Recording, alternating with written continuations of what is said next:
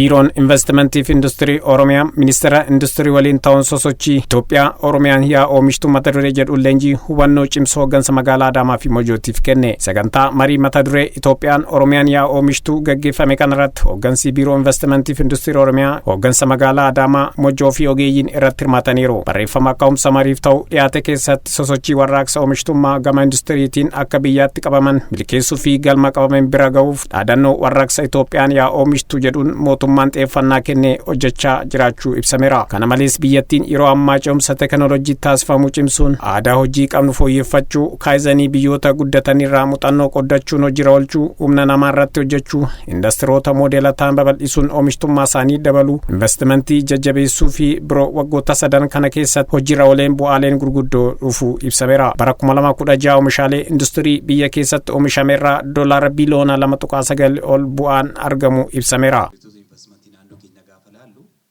waliigalatti piroojeektiiwwan 24 fi 40 kan qabnu kana keessa oomisha yookaan tajaajila kan jiran 13,198 operational rating kan keenya akka waliigalaatti investmentii qabnu keessa yookiin oomisha kan jiru yookiin tajaajila kennaa kan jiru parsantaa 55 dha jechuudha. Parsantaan 45 sadarkaa adda addaa kan jiran ta'uu isaati. Ijaarsa kan xumuree ijaarsa kan jiru haalduree ijaarsa kan jiru jedhamanii sadarkaalee adda addaa keessatti kan ramadamanidha.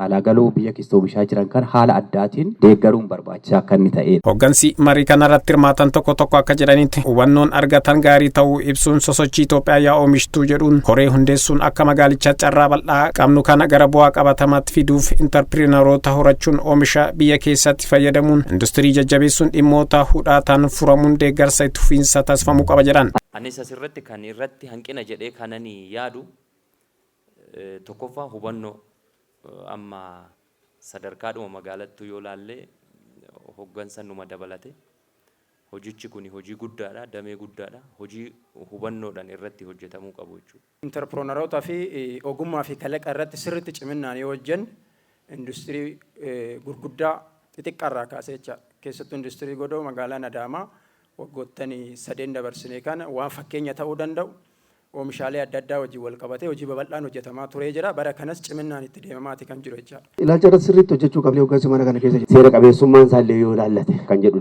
isallee cimsuu qabnaa yoo isa ta'e duwwaadha kan goonu ilaalcha investeerootaati. Itti aantuun kantiibaa bulchiinsa magaalaa Adaamaa addeen Seenee Mohaammed akka jedhanitti sosochii Itoophiyaan yaa oomishtuu mootummaan xiyyeeffannaa kennee hojjechaa jiru kana hooggansi hojii hubannoo cimsuu qaba, aadaa hojii fooyyeffachuu fi oomisha biyya keessatti fayyadamuun cinaatti galmoota 4 wabii nyaataa mirkaneessuu intarpiriinaroota horachuu tajaajila kennamu ariifachiisuu fi oomisha industiroota deeggaruun cimsuun dhimma murteessaa fi irratti hojjetamuu qabudha jedhan. Sosochii diinagdee misooma diinagdee cimsuu keessatti oomishaaf oomishtummaa biyya keessaa jajjabeessuu fi alergiis cimsuu keessatti sosochiin kun gahee olaanaa qaba waan ta'eef hojiin hojjechuu qabna jedhee ani yaadu galmoota 4 magaalaadhaa qaban isa san cimsinee milkeessuudha jechuudha. Oomishaaf oomishtummaa biyya keessaa bifa kamiinuu haa ta'u cimsuudha. Waan jalqabnee imnaan itti fufsiisuudha. Investimentii sochii piroojeektoota magaalaa keenya deeggarsaaf hordoffii walirraan cinne taasisuudha. Itti aanaan biiroo